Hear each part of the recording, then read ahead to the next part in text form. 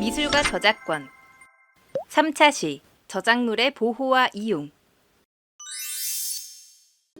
이번 시간에는 저작권의 보호기간과 저작권 등록, 저작물의 이용에 대해 살펴보며 공유 저작물과 공공 저작물, 그리고 저작재산권의 제한에 대해 학습하겠습니다. 저작권의 보호기간. 현재 저작권의 보호기간은 저작자 사후 70년으로 저작자가 살아있는 기간 동안과 저작자가 사망한 시점을 기준으로 70년까지 저작권법에 의한 보호를 받게 됩니다. 그런데 일반적으로 저작자 사후 70년이라고 말하는 저작권의 보호기간은 정확하게는 저작재산권의 보호기간을 말합니다. 그리고 어떤 저작물인지에 따라 보호기간이 조금 달라질 수 있는데, 저작자를 알 수 없는 무명 또는 이명 저작물이거나 업무상 저작물, 영상 저작물의 경우에는 저작자 사후 70년이 아닌 저작물을 공표한 시점을 기준으로 70년입니다. 무명 또는 이명으로 표시된 저작물의 경우 저작자의 사망 시점을 확정하기 어렵기 때문인데, 만약 저작자의 실명 혹은 이명이 밝혀질 경우에는 저작자의 사망 후 70년까지 보호를 받게 됩니다. 업무상 저작물의 경우 일반적인 저작물과 동일하게 회사의 해산이나 소멸을 보호기간의 기산점으로 할 수도 있지만, 법인이나 단체는 사람과 달리 영원히 혹은 아주 오랫동안 존재할 수도 있기 때문에 지나친 보호를 막고자 공표를 기준으로 70년의 보호를 규정한 것입니다. 영상 저작물의 경우 내용 기획과 각본, 촬영, 실현 행위 등 다양한 참여자들의 창작적 노력이 합쳐진 종합물이라는 특수성과 원작의 영상화 과정에서 이루어지는 권리관계의 복잡성을 고려하여 공표를 기준으로 70년의 보호를 규정하고 있습니다. 저작 인격권의 경우 저작자로부터 분리할 수 없다는 점에서 저작자의 사망과 동시에 소멸하지만, 저작자가 사망하였다고 해서 아무런 보호를 하지 않게 되면 저작물의 훼손이나 변형과 같은 문제가 발생하더라도 통제가 어렵게 될 우려가 있습니다. 따라서 저작권법은 저작자가 사망하더라도 저작 인격권이 보호받을 수 있도록 하고 있는데, 만약 저작자가 생존하는 동안 저작 인격권의 침해가 될 행위라면 저작자가 사망하더라도 금지하는 것입니다. 저작권 등록.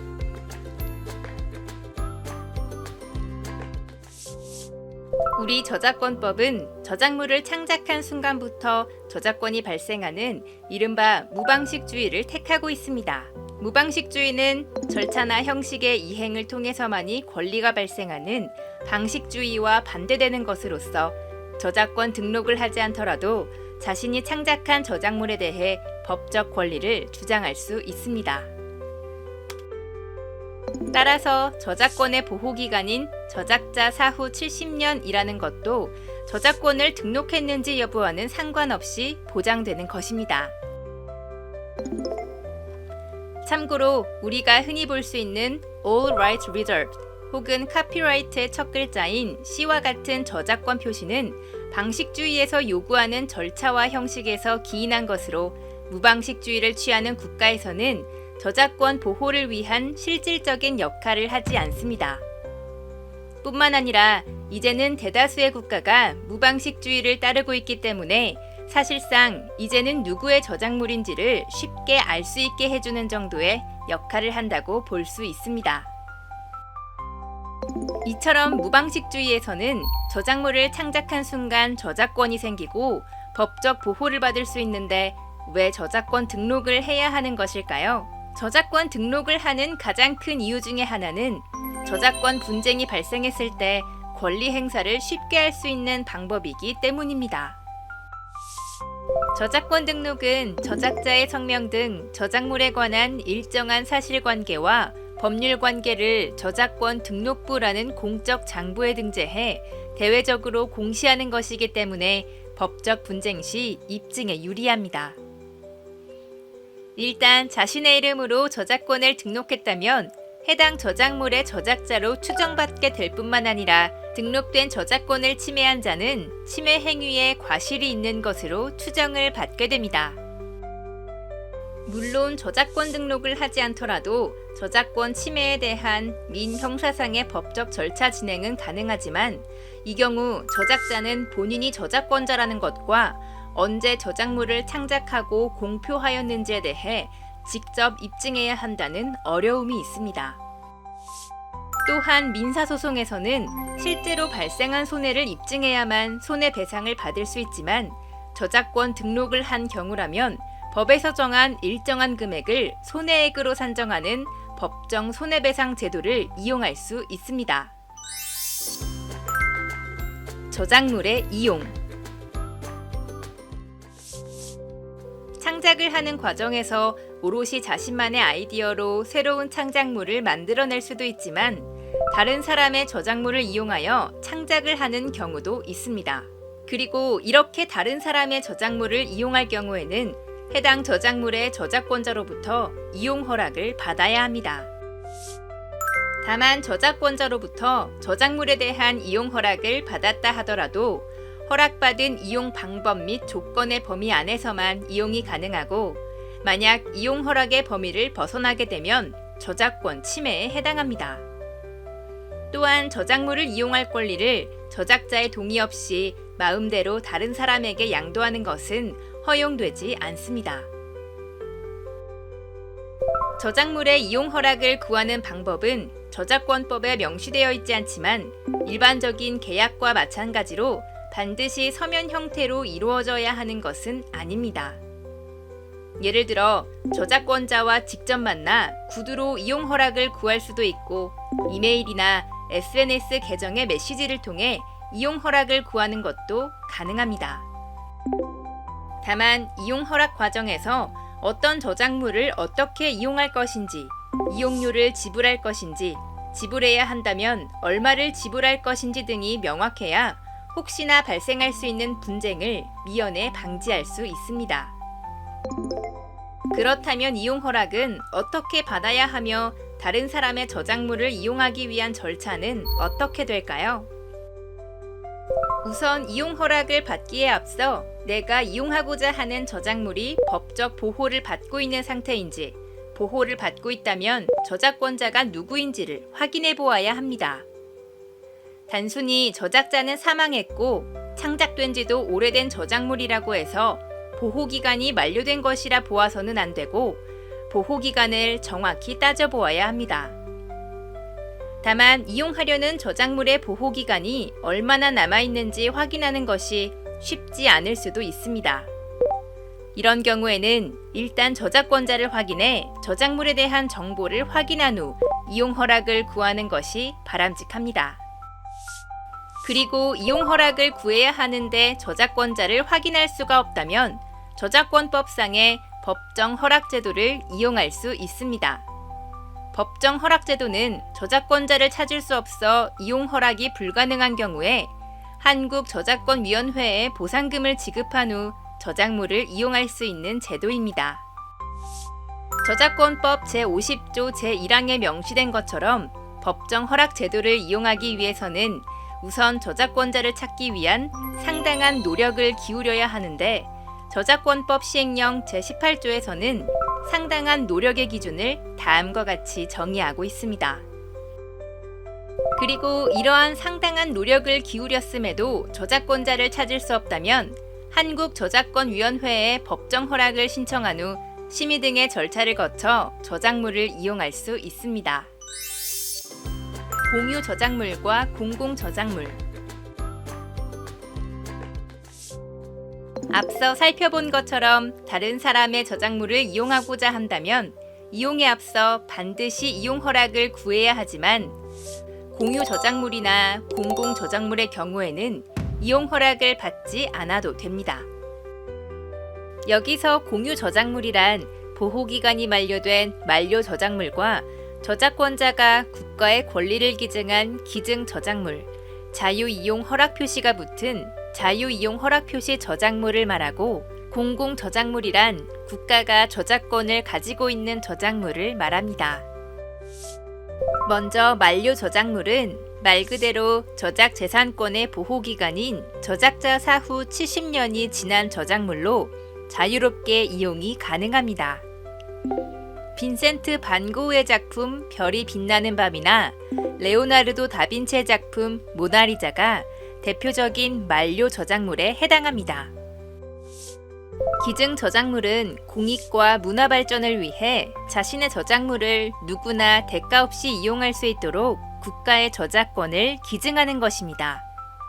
다만 저작권 기증은 2차적 저작물 작성권을 포함한 저작 재산권을 기증하는 것이지 원작이나 소유권을 기증하는 것은 아닙니다. 작곡가 안익태 선생의 유족들이 기증한 애국가가 대표적인 기증 저작물이며 2020 도쿄올림픽, 패럴림픽을 맞이해 만들어진 2021 아리랑 역시 음원 제작에 참여한 사람들이 기증한 기증 저작물입니다. 자유이용 허락표시 저작물은 CC 라이선스 혹은 CCL로도 잘 알려진 자유이용 허락표시가 적용된 저작물로서 꼭 CC 라이선스가 아니더라도 자유이용 허락표시가 되어 있다면 자유로운 이용이 가능합니다. 그리고 CC 라이선스는 국제적으로 통용되는 표시이기 때문에 해외의 저작물이라 하더라도 CC 라이선스가 적용되어 있다면 자유롭게 이용할 수 있습니다. CC 라이선스는 저작자가 자신의 저작물을 다른 사람들이 자유롭게 쓸 수 있도록 미리 허락하는 라이선스로 기증 저작물이나 만료 저작물과는 다르게 저작자가 정해놓은 이용 허락 조건에 따라 6종류의 유형이 존재합니다.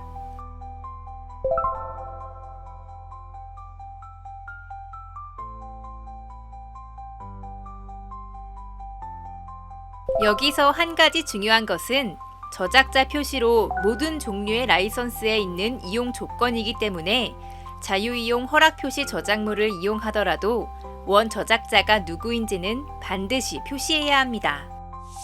저작자 표시와 관련해서 CC코리아에서는 다음과 같이 안내하고 있습니다. 참고로 6종류의 라이선스 외에 퍼블릭 도메인에 해당하는 저작물에 적용되는 CC0가 있습니다.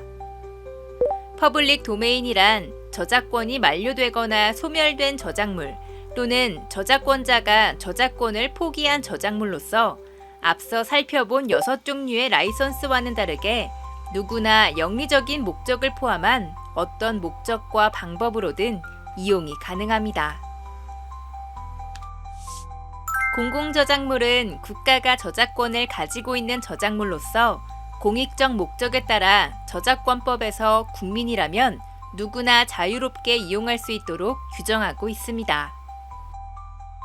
여기서 말하는 국가는 각 정부 부처와 지방자치단체, 공공기관 등도 포함되는 것으로 세금이 투입되어 만들어진 저작물이라면 공공저작물이라 볼 수 있는 것입니다. 다만 공공저작물이라 하더라도 국가 안보와 관련된 정보나 개인의 사생활, 사업상 비밀 등이 포함된 저작물은 이용이 제한됩니다. 공공저작물 역시 다른 저작물과 마찬가지로 저작권자인 국가로부터 별도의 이용 허락을 받지 않고도 얼마든지 자유롭게 이용할 수 있지만 이용자들의 입장에서는 어떤 저작물이 공공저작물이고 어디서 저작물을 이용할 수 있는지 알기가 어려울 수 있습니다. 따라서 공공저작물 자유이용 허락 표시인 공공누리가 도입되어 운영 중입니다. 공공누리는 이용 조건에 따라 총 4개의 유형으로 구분되며 이용자들은 각 유형별 이용 조건에 따라 자유롭게 이용이 가능합니다. 공공누리 역시 출처 표시는 모든 유형에 공통적으로 적용되어 있기 때문에 공공저작물을 이용하는 이용자는 반드시 출처 표시를 해야 한다는 점에서는 CC 라이선스와 같습니다. 공공저작물 저작권 관리 및 이용지침 해설서에는 공공저작물의 출처 표시에 대해 다음과 같이 안내하고 있습니다.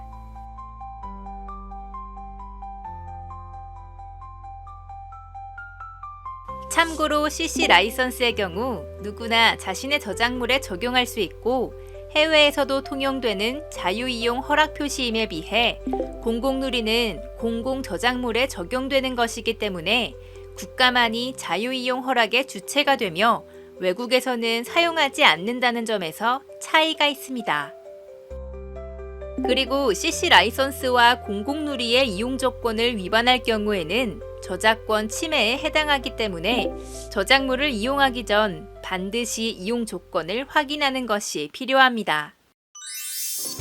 저작 재산권의 제한. 공유 저작물이나 공공 저작물이 아니더라도 저작권자로부터 이용 허락을 구하지 않고 저작물을 이용할 수 있는 경우가 있습니다. 바로 저작권법이 일정한 조건 하에서 저작자의 저작 재산권을 제한함으로써 저작물의 이용을 보장하는 것입니다. 앞서 살펴본 미술 저작물의 전시나 공공 저작물의 자유이용 규정도 이러한 저작 재산권 제한 규정에 해당하는데 이 규정들은 공익적 목적 등에 의해 저작자의 권리를 예외적으로 제한하는 것이기 때문에 각 규정에서 정하고 있는 저작물의 이용 목적과 방법을 잘 따라야 합니다.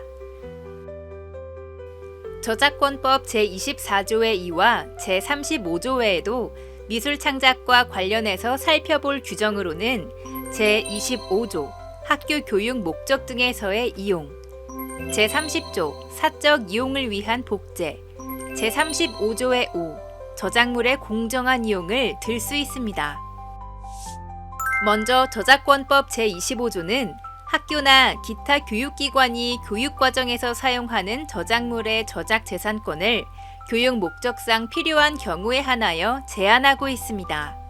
덕분에 대학 내에서도 강의나 기타 교육 목적상 필요한 경우 얼마든지 다른 저작물을 편하게 사용할 수 있는 것입니다. 무엇보다 제5항에서 볼 수 있듯이 교육을 받는 자 역시 저작물의 복제와 공중송신이 가능하도록 되어 있습니다. 따라서 대학에서 수업을 듣는 학생이 수행평가나 과제와 같이 수업 목적을 위해 공표된 저작물을 복제하거나 공중송신하는 것은 문제가 되지 않습니다.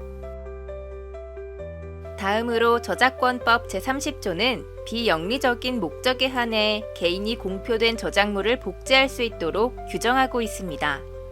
예를 들어 스마트폰으로 마음에 드는 미술작품의 사진을 찍어 보관하거나 강의 내용을 캡처하여 복습에 활용하는 것과 같은 행위가 사적 복제에 해당합니다.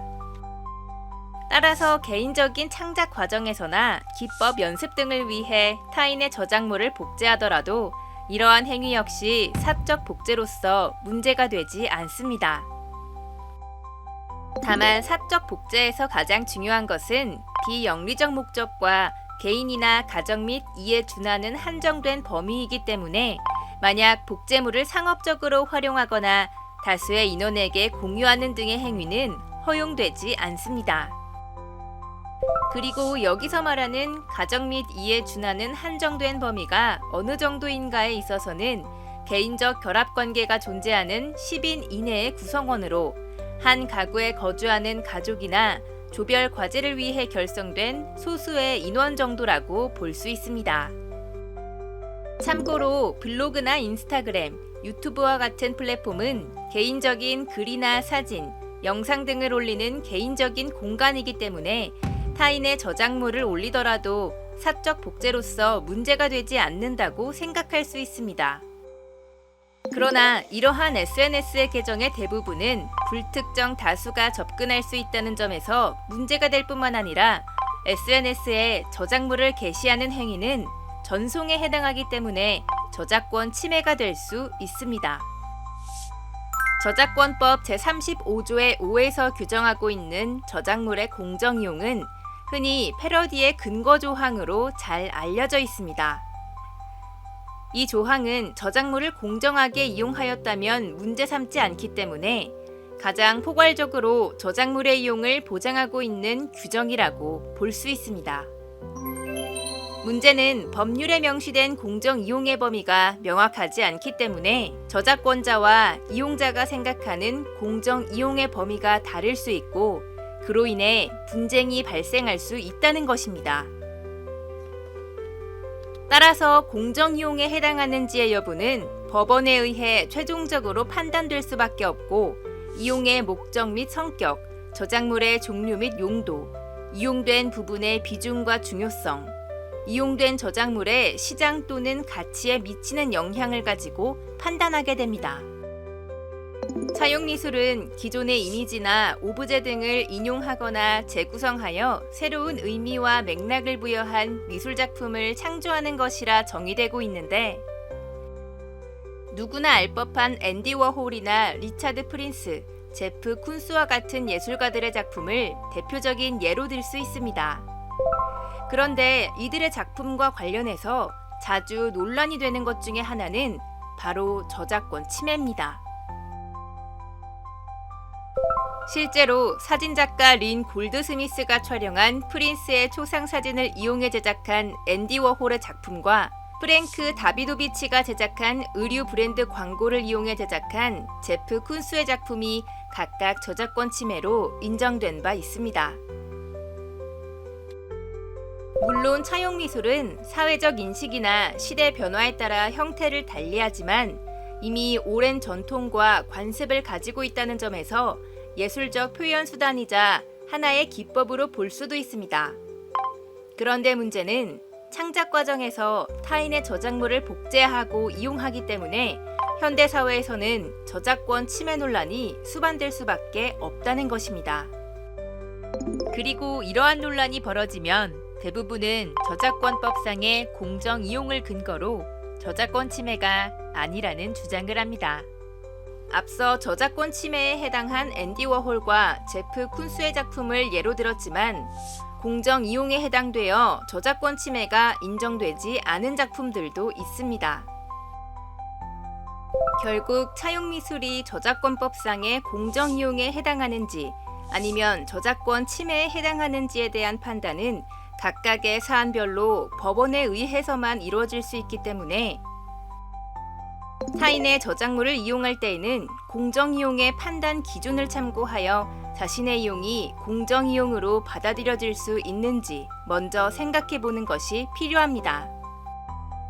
지금까지 살펴본 바와 같이 저작권법에서 정하는 저작재산권 제한 규정에 따르면 저작권자의 이용 허락 없이도 저작물을 이용할 수 있는데 어떤 형태의 이용이든지 간에 두 가지는 꼭 기억해야 합니다.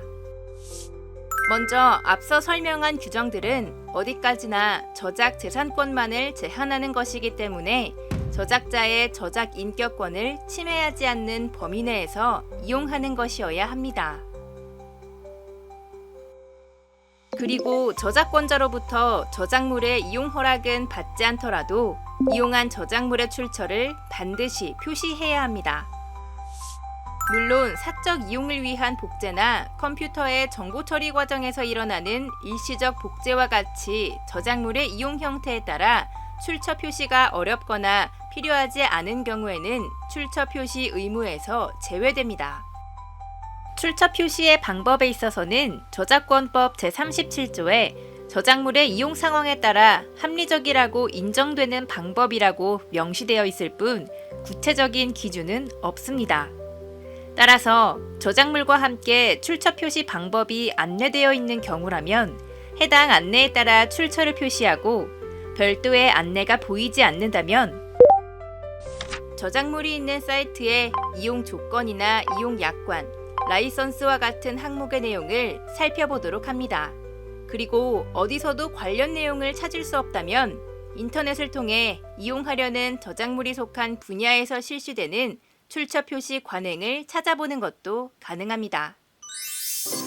이번 시간에는 배운 내용을 정리해 보겠습니다.